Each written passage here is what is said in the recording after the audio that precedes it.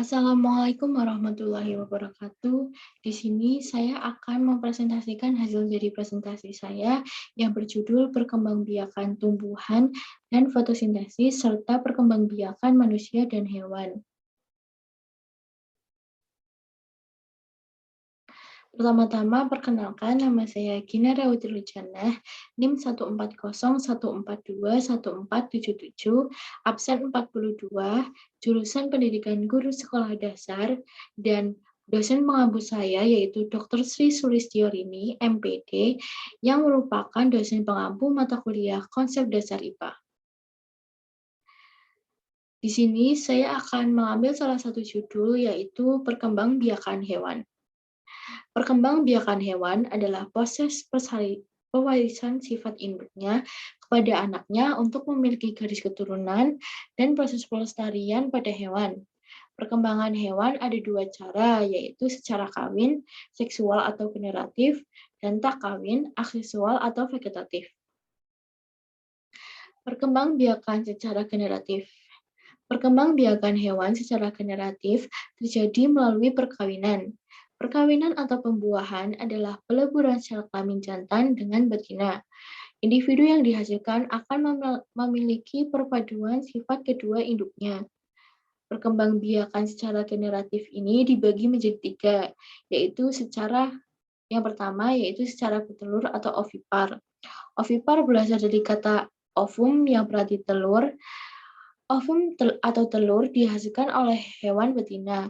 Ovum akan dibuahi oleh sperma dari hewan jantan.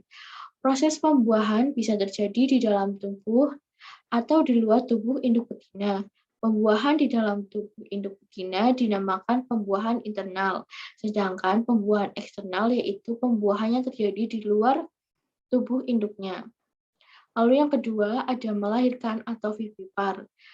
Hewan yang melahirkan adalah termasuk mamalia atau hewan menyusui.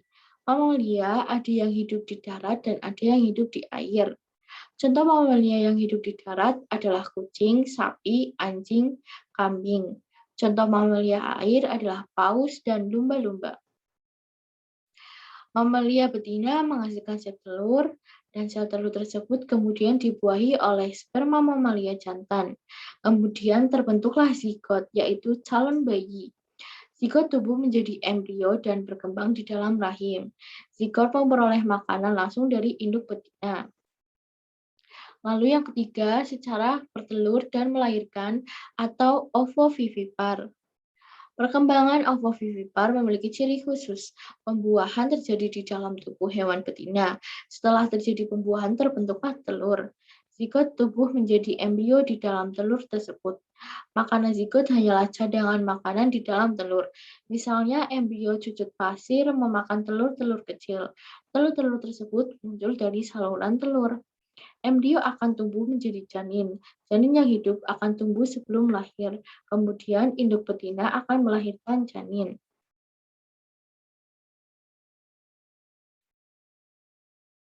Lalu di sini ada contoh dari generatif yang berupa ovovivipar, yaitu ayam, induk ayam yang sudah dibuahi oleh pejantan akan menghasilkan telur, lalu menghasilkan embrio, habis itu menghasilkan anak ayam yang siap untuk berkembang.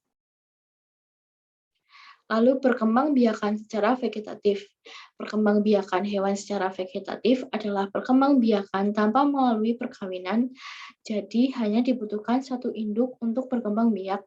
Individu yang dihasilkan memiliki sifat persis seperti induknya. Perkembangbiakan hewan secara vegetatif ada 4 macam, yaitu tunas. Tunas, contoh tunas adalah anemon laut yang berkembang biak. Tunas anemon laut tumbuh pada tubuh induknya. Tunas tersebut mirip dengan induknya. Tunas kemudian memisahkan diri dari tubuh induknya, dan lalu tunas tersebut akan hidup mandiri. Contoh salah satunya adalah hidra. Lalu yang kedua ada fragmentasi. Fragmentasi adalah cara perkembangbiakan dengan cara memisahkan atau memutuskan diri dari tubuh induknya.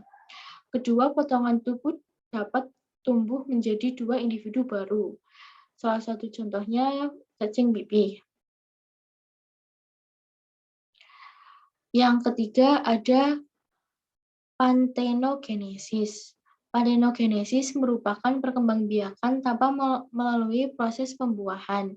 Panthenogenesis dapat terjadi meskipun hewan-hewan tersebut tetap melakukan perkawinan. Panthenogenesis misalnya terjadi pada kutu daun, lebah, hiu, komodo, dan katak.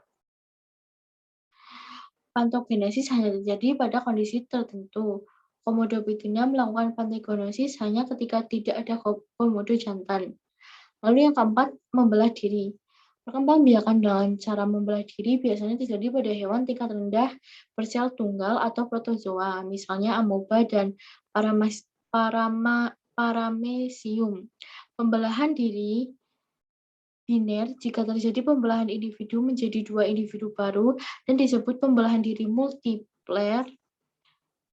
Perkembangbiakan dengan spora jika pembelahan individu menjadi banyak individu, misalnya plasmanium.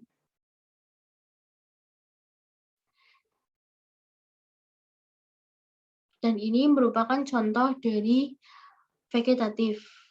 Yang di sini terdapat hidra yang merupakan tunas, planaria, fragmentasi, dan amoeba itu membelah diri.